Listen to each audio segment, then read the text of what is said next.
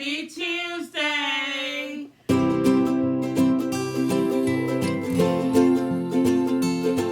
Hi, she's Chrissy. And she's Sissy. And we're Chrissy and Sissy. So today we have our new Sunday school lesson. We're just going to go from the teenager book on today because they told us what it was this past Sunday. So our lesson for March 22nd is Live Right. Still coming from the quarter where we're talking about minor profits and what else is? Justice. And justice. I know one of the girls asked in class, said, why we just keep talking about, like, the lessons are the same, and so they're connecting.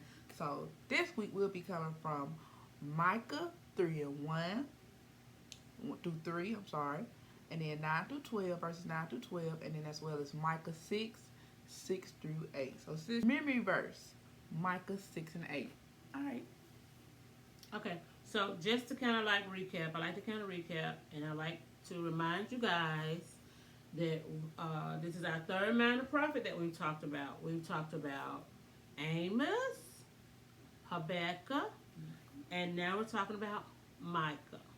Micah, M-I-C-A-H, Micah. Okay? So that's who's doing the talking this week. And I like to do like this little introduction reading thing. It says, Micah had a stern message for the Israelites. For the Israelite leaders. We're talking about the Israelites. We know who the Israelites were. Who were they? They were the children that Moses led out of Egypt. They was descendants of Israel. That was his name. Oh. Formerly as Jacob. Formerly known as Jacob. And Jacob is the father of the 12 tribes. Right? Yay! We're so smart. Okay, so it says, Micah had a stern message for the Israelite leaders. God wasn't pleased with their evil ways. They were exploiting the people through abuse of power and gaining money unethically. So they was just taking money. The leaders had come to accept their abhorred. Yeah. Abhorred. Looking it up. She's going to look that up and tell us what that is. And she's going to put it where? At the bottom of the screen. The definition. Their abhorred behavior. Believing that they wouldn't be punished because God was in their midst. We'll talk about that later. Let's see. However, Micah prophesied of the coming destruction. As leaders, they were required to live a certain way. Now, they're talking about the leaders that was, okay, as leaders, you know, the leaders, they were required to live a certain way. They were to worship God by doing justice. By doing what? Doing justice. And we talked about it last week. What is justice? Treating everyone the way that you would want to be treated. Treating people with kindness. Doing justice, acting kindly, loving unconditionally, and walking, living, abiding humbly. That pride will mess you up every time. Okay? So those are the three things, because our lesson aim says, by the end of this lesson, the students will recognize the three requirements that God has for his people. And that is to what? The golden rule. Do unto others as you would have them do unto you. And then it's, is that the golden rule? Yeah, they said that yesterday. Right, but you're looking at me like, that's just how she looked at me like, that's not the golden rule. That's what treat people the way you want to treat people the way that you want to be treated. Love unconditionally. We are to love everybody and to walk and to live a humble life. All right, Sissy. I have done my little introduction, So living right. Okay, living right. So not as much coming from the passage, just being honest, but living right. Because we kind of talked about this last week lesson, well, actually in our class, Mm-hmm. and so we talked about this on Sunday with our class and just talking about living right and then doing right because we're talking about what was it Habakkuk? We was talking about how he basically had this like pity party type prayer, that why me Mm-hmm. type prayer, and then saying such and such is doing wrong, such and such is doing wrong. And so it was a matter of time before we started talking about us. Let's look at the man in the mirror first. Mm-hmm.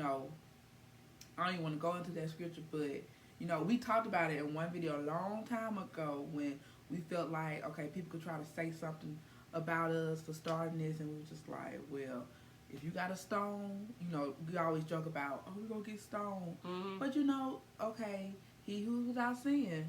That's the first time. So, yeah, so we're talking about living right on this week. We've defined injustice. We know what injustice is, and that's basically being fair. We've been talking about in this quarter how to handle when we see injustice. We know what to do. Pray, okay?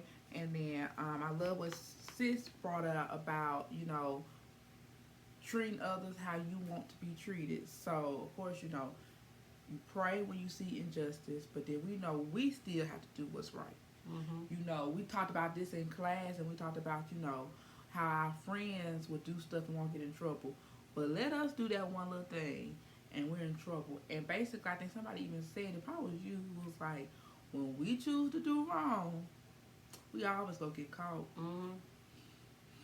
We always gonna get caught. So just even knowing that, and just encouraging teenagers to live right. Because I know, people don't realize what they see and stuff going on around in the world. And they like, I know as a teenager, and I'm just talking about teenagers because that's my class, but I know, I was like, why I gotta go to church? Why I have to do this? Or, little things. Like, am I being honest? If, I remember, people used to always say, oh, you always nice. I used to find money on the floor. Like, that probably was my test back then. I used to always find money on the floor. And I used to always say, oh, here it is. Like, I found $5 on the floor one time in the store as a young girl. It was down by the counter. No one in the cash register. I still gave it to the cashier. I remember seeing money. Somebody left, dropped their money. I stopped in the gas station. I stopped what I was paying for. And I said, here you go, sir. And, people could say, you should have kept that. You should have did this. Or, you missed your blessing. You missed your blessing. But no, I'm going to be God does not bless through hardship, causing somebody else hardship. That's not a blessing. Especially in those scenarios where I was basically like by people. If that person says, oh, I want to just, well, you know what, you give it. My register is, you can just have it. Because some people, even the cashiers would say, I would have just kept it. And so, also living right, you don't know who you make an impression on. Me as a young girl, they probably saying, oh, look at this young girl just doing right. And those people, that probably made their day, or they saw that and they said, So, we have, as God's people, we have to live right. Sis? Yeah. Remembering and living right. And I like to tell the students in Sunday school, as little bitty saints, we are to always be cautious and be aware of how we act around others. Because what we find out is somebody has to be the leader. Somebody has to be the example. So just living right, and like Sissy was just saying, just always doing the right thing. Of course, we're not perfect. We're going to make errors. We're going to make mistakes. But for the most part, just living the way that God has designed for us to live. Saved, sanctified, Holy Ghost filled, set apart from the world. The Bible tells us, come out from among them and be ye separated. Does it tell us to shun them or not be their friend? No. And that, not to take it out of context, it says, come out from amongst them and be ye separated. Come out from among them and let me see a difference in your life. It has to be a way for me to separate you has to be a way for me to identify you and to know, because if you're acting like everybody else is acting, then how am I gonna know that you're saved if you're doing the same thing that everybody else is doing? And that goes into the next point, being a leader. And, not just a physical leader. Everybody is a leader at some capacity. At some point, yeah. I love Stephen Covey. The leader in me is in the business world, is in corporate America, is also in schools. Everybody is a leader.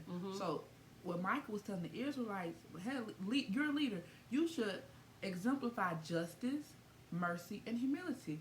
If you don't have that, then you're not basically you're not showing me characteristics that's pleasing to myself. I mean, talking about God. Right. If you're a leader, especially in the church in different areas, if you're supposed to be a leader, that goes from every lay member. That means a person who does not have or hold the office, which is seldom. But you're a leader. There should not, for example, I'm going to use ushers, your friend Usher. I'm going to use ushers for example. Ushers are doorkeepers for the church. Right. But if somebody comes to church and then they leave and then they go, oh, don't go to such and such church because they mean. Right. And it gets out, they want to blame the ushers. Well, maybe one of the ushers, maybe it was somebody doing, like at our church we do something when we hug everybody. It could have been somebody who, a visitor could have been there and noticed that said, oh, like, this person skipped over this person, they skipped over me, or it could be something like that. And they're going, you want to blame the ushers, but everybody is a leader. I think about a church I visited once, and I could not find a restroom. It was raining outside, and the church was made up a little different. And so the member grabbed her umbrella. She was just about to go inside. She just came in from the rain, so we know how that is. And she was like, oh, just go through the sanctuary and then make a right. And I was like, I don't want to go through the whole sanctuary, but she showed me a side door, which is also accessible for the outside. Did you not know, like, she went back outside with her umbrella? So now when I think about that church, I think about, wow, like, everybody here is a leader. She just had jeans on and a sweater. Everybody's a leader. You have to exemplify mercy. Like, God give us mercy every day. So when people do wrong or do wrong against us, that's one of my pet peeves that I can't stand. That you act like, if you hold yourself to this standard and you're trying to please God, then when your sister fall or your sister messed up, you go to that sister and you tell that sister. You don't just let it linger and then be upset and roll your eyes and do all like stuff like that. So we have to be leaders. We have to live right, because God is constantly watching us. Like, that's why I think after this last lesson, oh, y'all want to talk about these sinners, let me talk about y'all for a second. Right. Are we exemplifying that? So I'm thinking that this lesson is like really like a quick sum up. The message, the title in itself, live right. That's like a whole, what do you define as living right? What do you think the living right is? Yeah, we're not going to go into, if you're in church, you need to make it, because we can make it that type of lesson, but it's for the teenagers. It's not going to be, Yeah, and then we don't want to go into, we don't really want to pull out too much and kind of like point out about corrupt leaders and this and the other thing, because children are very impressionable, so you have to really kind of like watch what you say. So, but letting them know that you are a leader, even in your group, even in your circle of friends, you be the leader, you be the light, you be the example, because somebody in that group is following somebody. So you make it a special point to where if it's 10 of y'all and 8 of you all choose to go right, and you know that the correct way is to go left, you be that light and you say, okay, I know that that's not right, so I'm not going to do that. So I'm choosing to go in the other direction. That's right. So that's basically it. Let's do we got to do our pledge from last week, because I thought it was just cute. Our pledge from last week. And it's talking about the same thing, Sissy. Why are you looking at me like that? I'm trying to go to new pledge. But I'm going to go over she both may of them. tweak it in class. I may tweak it in class. You may tweak it, so. Because I'm just like, me. But our pledge from last week, which is still talking about living right. it says, I make this promise today that I can keep with God's help. Minute by minute, making love my lifestyle. I will choose to treat every person I meet with justice. Okay? And then this week, I'm going to wait until we get to class to talk about the one for this week. We have a little visitor. So, all right. You all be blessed. Until Sunday. Happy studying. Happy studying.